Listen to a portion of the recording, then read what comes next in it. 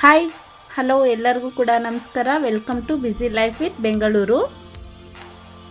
ಇವತ್ತಿನ ವಿಡಿಯೋದಲ್ಲಿ ಚಿಕ್ಕಟೇಕಾಯಿ, ಕೆಲವು ಕಡೆ ನೆಲ್ಲವರೆಕಾಯಿ ಕೂಡ ಅಂತಾರೆ, ಚಿಕ್ಕಟೇಕಾಯಿ ಬಸ್ಸಾರನ್ನ ನಮ್ಮನೆಯಲ್ಲಿ ಯಾವ ರೀತಿ ಮಾಡೋದು ಅಂತ ನೋಡೋಣ ಬನ್ನಿ.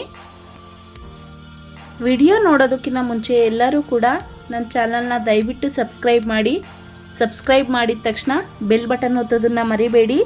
ಲೈಕ್ ಮಾಡಿ, ಶೇರ್ ಮಾಡಿ, ನಿಮ್ಮ ಅನಿಸಿಕೆಗಳನ್ನ ಕಮೆಂಟ್ ಬಾಕ್ಸಲ್ಲಿ ತಿಳಿಸಿ. ದಯವಿಟ್ಟು ಎಲ್ಲರೂ ಕೂಡ ಸಬ್ಸ್ಕ್ರೈಬ್ ಮಾಡಿ. ಈ ಬಸ್ಸಾರು ಮಾಡೋದು ತುಂಬ ಈಸಿ ಮತ್ತು ಟೇಸ್ಟಿ ಕೂಡ. ಈಗ ಹೇಗೆ ಮಾಡೋದು ಅಂತ ನೋಡೋಣ ಬನ್ನಿ.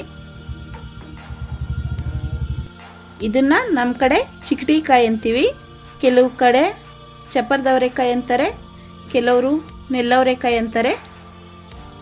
ಇದನ್ನು ಚಿಕ್ಕ ಚಿಕ್ಕ ಪೀಸ್ಗಳಾಗಿ ಕಟ್ ಮಾಡ್ಕೊಂಡಿದ್ದೀನಿ.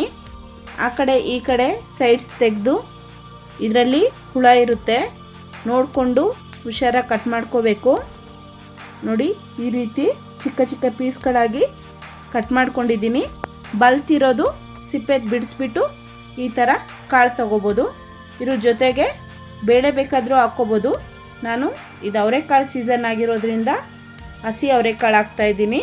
ಮತ್ತು ಹೀರೆಕಾಯಿ ಕೂಡ ಸಿಪ್ಪೆ ತೆಗೆದುಬಿಟ್ಟು ಈ ರೀತಿ ಚಿಕ್ಕ ಚಿಕ್ಕದಾಗಿ ಕಟ್ ಮಾಡಿಕೊಂಡು, ಈ ರೀತಿ ಚಿಕ್ಕಟೇಕಾಯಿ, ಹೀರೆಕಾಯಿ ಮತ್ತು ಹಸಿ ಅವರೆಕಾಳು ಮೂರನ್ನೂ ಕೂಡ ಒಟ್ಟಿಗೆ ಹಾಕ್ಕೊಂಡು, ಜೊತೆಗೆ ನಮ್ಮ ಸಾಂಬಾರಿಗೆ ಎಷ್ಟು ಬೇಕೋ ಅಷ್ಟು ನೀರನ್ನು ಹಾಕ್ಕೊಂಡು, ಅದಕ್ಕೇ ಉಪ್ಪು ಕೂಡ ಸೇರಿಸ್ಕೊಂಡು 3 ವಿಸಲ್ ಬರೋ ಅಷ್ಟು ಬೇಯಿಸ್ಕೊತಾ ಇದ್ದೀನಿ. ಕುಕ್ಕರ್ ವಿಸಲ್ ಬರೋಷ್ಟರಲ್ಲಿ ಒಂದು ಮ್ಯಾಜಿಕ್ ಪೌಡರ್ನ ರೆಡಿ ಮಾಡ್ಕೊಳ್ಳೋಣ. ಇದು ಸಾಂಬಾರು ಮತ್ತು ಪಲ್ಯದ್ದು ರುಚಿ ಡಬಲ್ ಮಾಡುತ್ತೆ, ತುಂಬ ಅದ್ಭುತವಾಗಿರುತ್ತೆ. ಇದಕ್ಕೆ ಒಂದು ಪ್ಯಾನ್ ಇಟ್ಕೊಬಿಟ್ಟು 2 ಸ್ಪೂನ್ ಆಗೋಷ್ಟು ಕಡಲೆಬೀಜ ಮತ್ತು 2 ಒಣಮೆಣಸಿನ್ಕಾಯಿ ಹಾಕಿ ಚೆನ್ನಾಗಿ ಹುರ್ಕೊಳ್ತಾ ಇದ್ದೀನಿ.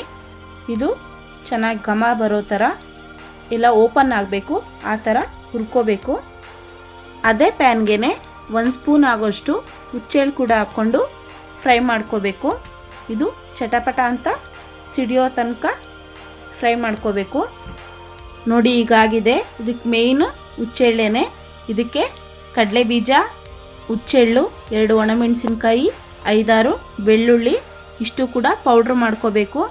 ನಂತರ ಒಂದು ಪ್ಯಾನ್ಗೆ, ಇದು ಸಾಂಬಾರಿಗೆ ಜೀರಿಗೆನ ಹಾಗೇ ಡ್ರೈ ರೋಸ್ಟ್ ಮಾಡ್ತಾಯಿದ್ದೀನಿ, ಎಣ್ಣೆ ಹಾಕಿಲ್ಲ. ಇದು ಸಾಂಬಾರಿಗೆ ಜೀರಿಗೆ ಫ್ರೈ ಮಾಡಿದ್ದಾಗಿದೆ. ಇದೇ ಪ್ಯಾನ್ಗೆ 1 ಗೆಡ್ಡೆಯಷ್ಟು ಬೆಳ್ಳುಳ್ಳಿ ಮತ್ತು 1 ಮೀಡಿಯಮ್ ಸೈಜ್ ಟೊಮೊಟೊ ಮತ್ತು ಮೀಡಿಯಮ್ ಸೈಜ್ದೊಂದು ಈರುಳ್ಳಿನ ಫ್ರೈ ಮಾಡ್ಕೋಬೇಕು. ನೋಡಿ, ಪೌಡರ್ ಮಾಡ್ತೀವಲ್ಲ, ಅದಕ್ಕೆ ಕರಿಬೇವು ಕೂಡ ಆ್ಯಡ್ ಮಾಡಬೇಕು, ಘಮ ಹೆಚ್ಚುತ್ತೆ. ಈಗ ಟೊಮೊಟೊ ಆಲ್ಮೋಸ್ಟ್ ಆಗಿದೆ. ಇದಕ್ಕೆ 1 ಸ್ಪೂನಷ್ಟು ಆಯಿಲ್ ಹಾಕಿ ಫ್ರೈ ಮಾಡ್ಕೊಂಡಿದ್ದೀವಿ. ಈಗ ಪೌಡರ್ ರೆಡಿಯಾಗಿದೆ. ಬೆಳ್ಳುಳ್ಳಿ, ಒಣಮೆಣಸಿನ್ಕಾಯಿ, ಹುಚ್ಚೆಳ್ಳು, ಕಡಲೆಬೀಜ ಮತ್ತು ಕರಿಬೇವು ಇಷ್ಟು ಹಾಕ್ಕೊಂಡು ಇದು ಪೌಡರ್ ರೆಡಿ ಮಾಡಿ ಇಟ್ಕೊಂಡಿದ್ದೀವಿ. ಇದೊಂದು ಪೌಡರು ತುಂಬ ಟೇಸ್ಟ್ ಹೆಚ್ಚಿಸುತ್ತೆ ಪಲ್ಯಕ್ಕೂ ಮತ್ತು ಸಾಂಬಾರಿಗೂ. ಇವಾಗ ಕುಕ್ಕರ್ ವಿಸಲ್ ಬಂದು ಕೂಲಾಗಿದೆ. ನೋಡಿ, ಬೆಂದಿದೆಯಾ ಅಂತ. ಕರೆಕ್ಟಾಗಿ ಬೆಂದಿದೆ. 3 ವಿಸಲ್ಗೆ ಕರೆಕ್ಟಾಗಿ ಬೆಂದಿರುತ್ತೆ. ನೋಡಿ, ಈ ಥರ ಸಾಫ್ಟ್ ಆಗಿಬಿಟ್ಟಿದೆ, ಚೆನ್ನಾಗಿ ಬೆಂದಿದೆ. ಇದನ್ನು ನೀರು ಸಪ್ರೇಟು, ಕಾಳು ಸಪ್ರೇಟ್ ಮಾಡ್ಕೊಳ್ಳೋಣ. ಕೆಳಗಡೆ ಒಂದು ಪಾತ್ರೆ ಇಟ್ಬಿಟ್ಟು ಈ ಥರ ಸೋಸೋ ಜಾಲರಿನಲ್ಲಿ ಹಾಕಿದ್ರೆ ನೀರು ಸಪ್ರೇಟು, ಕಾಳು ಸಪ್ರೇಟ್ ಆಗಿಬಿಡುತ್ತೆ.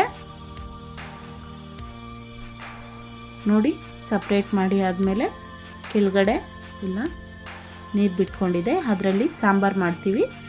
ಈ ಕಾಳಿಗೆ ಒಗ್ಗರಣೆ ಮಾಡಿ ಪಲ್ಯ ಮಾಡ್ಕೊಳ್ತೀವಿ.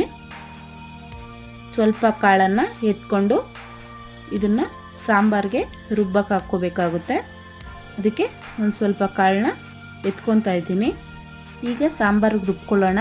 ತೆಂಗಿನಕಾಯಿ, ಹುಣಸೆಹಣ್ಣು, ಎತ್ತಿಟ್ಕೊಂಡಿರೋ ಕಾಳು ಮತ್ತು ಜೀರಿಗೆ, ಇದು ಮಿಕ್ಸಿ ಆವಾಗಲೇ ಪೌಡ್ರು ಮಾಡ್ಕೊಂಡಿದ್ವಲ್ಲ ಪಲ್ಯಕ್ಕೆ ಮತ್ತು ಸಾಂಬಾರಿಗೆ, ಅದೇ ಮಿಕ್ಸಿನೇ ಬಳಸ್ತಾ ಇದ್ದೀನಿ. ತೊಳೆಯೋದೇನು ಬೇಡ.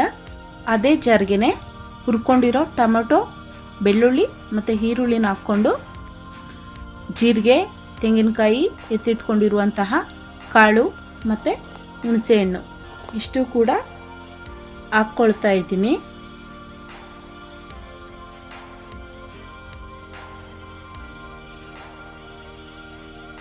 ಜೊತೆಗೆ ಇದಕ್ಕೆ ನಾವು ಬೇಳೆ ಸಾಂಬಾರು ಪುಡಿ ಏನು ಮಾಡಿಟ್ಕೊಂಡಿರ್ತೀವಿ ಅದನ್ನು ಕೂಡ ಖಾರಕ್ಕೆ ಎಷ್ಟು ಬೇಕೋ ಅಷ್ಟು ಹಾಕ್ಕೋಬೇಕು. ಇದಕ್ಕೆ ಮೇಯ್ನ್ ಟೇಸ್ಟ್ ಜಾಸ್ತಿ ಮಾಡೋದೇ ಈ ಪೌಡರ್. ಆಗಲೇ ಪೌಡರ್ ಮಾಡಿಟ್ಕೊಂಡಿದ್ವಲ್ಲ ಅದನ್ನು 1 ಸ್ಪೂನಷ್ಟು ಹಾಕಿ ಎಲ್ಲ ಕೂಡ ಈ ಥರ ನುಣ್ಣಗೆ ರುಬ್ಕೊಂಡಿದ್ದೀನಿ. ಆಗಲೇ ನೀರು ಸಪ್ರೇಟ್ ಮಾಡಿ ಇಟ್ಕೊಂಡಿದ್ವಲ್ಲ ಅದಕ್ಕೆ ರುಬ್ಬಿರುವಂತಹ ಮಸಾಲೆನ ಹಾಕ್ಬಿಟ್ಟು ಚೆನ್ನಾಗಿ ಮಿಕ್ಸ್ ಮಾಡ್ಕೊಳ್ತಾ ಇದ್ದೀನಿ. ಇದಕ್ಕೆ ಎಕ್ಸ್ಟ್ರಾ ನೀರೇನು ಸೇರಿಸ್ಕೊಳ್ಬಾರ್ದು. ಏನು ಬೇಯಿಸಿಟ್ಕೊಂಡಿರ್ತೀವಿ ಅದೇ ನೀರನ್ನ ಜಾರಿಗೆ ಸ್ವಲ್ಪ ಹಾಕಿ ಮಿಕ್ಸ್ ಮಾಡಿ ಈ ಥರ ಹಾಕ್ಬಿಟ್ಟು ಚೆನ್ನಾಗಿ ಮಿಕ್ಸ್ ಮಾಡಿ ಇದಕ್ಕೆ ಸ್ವಲ್ಪ ಹಸಿ ಕರಿಬೇವು ಕೂಡ ಈ ಸಮಯದಲ್ಲಿ ಹಾಕಿದ್ರೆ ಅದು ಫ್ಲೇವರ್ ಚೆನ್ನಾಗಿ ಬಿಟ್ಕೊಳ್ಳುತ್ತೆ. ಅದಕ್ಕೀಗ ಒಗ್ಗರಣೆ ಕೊಡೋಣ. ಸಾಂಬಾರಿಗೆ 1-2 ಸ್ಪೂನಷ್ಟು ಎಣ್ಣೆ ಹಾಕಿ ಸಾಸಿವೆ ಸಿಡಿದ ಮೇಲೆ ಕರಿಬೇವು ಮತ್ತು ಜಜ್ಜಿಟ್ಕೊಂಡಿರೋ ಬೆಳ್ಳುಳ್ಳಿ, ಒಣಮೆಣಸಿನ್ಕಾಯಿ ಇಷ್ಟೇ ಸಿಂಪಲ್ ಒಗ್ಗರಣೆ ಸಾಂಬಾರಿಗೆ. ಸ್ವಲ್ಪ ಬ್ರೌನ್ ಆಗೋ ತನಕ ಫ್ರೈ ಮಾಡ್ಕೊಬಿಟ್ಟು ಸಾಂಬಾರ್ಗೆ ಹಾಕಿದ್ರೆ ಆಲ್ಮೋಸ್ಟ್ ಸಾಂಬಾರು ರೆಡಿ ಆಗಿಬಿಡುತ್ತೆ. ಇದನ್ನು ಸಾಂಬಾರ್ಗೆ ಹಾಕಿ ಒಂದು ಕುದಿ ಬರೋ ತನಕ ಕುದಿಸಿದ್ರೆ ಸಾಂಬಾರು ರೆಡಿ. ಇದು ಮುದ್ದೆಗೆ ಮತ್ತು ಅನ್ನಕ್ಕೆ ತುಂಬ ಒಳ್ಳೆ ರುಚಿ ಕೊಡುತ್ತೆ, ತುಂಬ ಚೆನ್ನಾಗಿರುತ್ತೆ. ಎಲ್ಲರೂ ಬಸ್ಸಾರು ಮಾಡ್ತೀವಿ. ಒಂದು ಸರಿ ನಾನು ನೋಡ್ಸಿದ್ದೀನಲ್ಲ ಆ ಪೌಡ್ರ್ ಹಾಕಿ ಒಂದು ಸರಿ ಟ್ರೈ ಮಾಡಿ, ಆಮೇಲೆ ಟೇಸ್ಟ್ ನೋಡಿ ಯಾವ ರೀತಿ ಇರುತ್ತೆ ಅಂತ. ಈಗ ಸಾಂಬಾರು ಕುದೀಲಿ, ನಾವು ಪಲ್ಯ ಮಾಡ್ಕೊಳ್ಳೋಣ. ಒಂದು ಪ್ಯಾನ್ಗೆ 2 ಸ್ಪೂನ್ ಆಗೋಷ್ಟು ಎಣ್ಣೆ ಹಾಕಿ ಸಾಸಿವೆ ಹಾಕಿ, ಸಾಸಿವೆ ಚಿಟಪಟ ಅಂದ ತಕ್ಷಣ ಒಣಮೆಣಸಿನ್ಕಾಯಿ 2, ಹಸಿಮೆಣಸಿನ್ಕಾಯಿ 2 ಹಾಕಿದ್ದೀನಿ. ಈ ಥರ ಪಲ್ಯಕ್ಕೆ 2 ಮೆಣಸಿನ್ಕಾಯಿ ಹಾಕಿದ್ರೆ ರುಚಿ ಚೆನ್ನಾಗಿರುತ್ತೆ. ನಂತರ 2 ಮೀಡಿಯಮ್ ಸೈಜ್ ಈರುಳ್ಳಿನ ಈ ಥರ ಕಟ್ ಮಾಡಿ ಫ್ರೈ ಮಾಡ್ತಾ ಇದ್ದೀನಿ. ಇದನ್ನು ಕಲರ್ ಚೇಂಜ್ ಆಗೋ ತನಕ ಫ್ರೈ ಮಾಡ್ಕೊಬಿಟ್ಟು ಏನು ತೆಗೆದಿಟ್ಕೊಂಡಿದ್ದೀವಿ ನಾವು ಕಾಳು ಅದನ್ನು ಮಿಕ್ಸ್ ಮಾಡಿಬಿಟ್ಟು ಇದಕ್ಕೇ ತೆಂಗಿನ ತುರಿ ಮತ್ತು ಪೌಡರ್ ಮಾಡಿ ಇಟ್ಕೊಂಡಿದ್ವಲ್ಲ ಆ ಪೌಡರ್ನ ಈ ಸಮಯದಲ್ಲಿ ಇದಕ್ಕೆ ಹಾಕಬೇಕು. ಇದಂತೂ ತುಂಬ ಅದ್ಭುತವಾಗಿ ರುಚಿ ಕೊಡುತ್ತೆ. ಒಂದು ಸರಿ ಎಲ್ಲರೂ ಟ್ರೈ ಮಾಡಿ, ನಿಮಗೆ ಗೊತ್ತಾಗುತ್ತೆ ರುಚಿ. ಚೆನ್ನಾಗಿ ಮಿಕ್ಸ್ ಮಾಡಬೇಕು. ತೆಂಗಿನಕಾಯಿ ಮತ್ತು ಆ ಪೌಡರ್ ಹಾಕಿರ್ತೀವಲ್ಲ ಅದು ಒಂದಕ್ಕೊಂದು ಹೊಂದ್ಕೊಳ್ಳೋ ಥರ ಮಿಕ್ಸ್ ಮಾಡಿ ಲಾಸ್ಟಲ್ಲಿ ಕಟ್ ಮಾಡ್ಕೊಂಡಿರೋ ಕೊತ್ತಂಬರಿ ಹಾಕಿದ್ರೆ ಪಲ್ಯ ಕೂಡ ರೆಡಿ. ನೋಡಿ ಯಾವ ರೀತಿ ಇದೆ ಅಂತ. ಈಗ ಸಾಂಬಾರು ಕೂಡ ಕುದಿ ಬಂದಿದೆ. ಲಾಸ್ಟಲ್ಲಿ ಸಾಂಬಾರಿಗೂ ಕೂಡ ಕಟ್ ಮಾಡಿರೋ ಕೊತ್ತಂಬರಿ ಹಾಕಿದ್ರೆ ಸಾಂಬಾರು ಕೂಡ ರೆಡಿಯಾಗಿದೆ.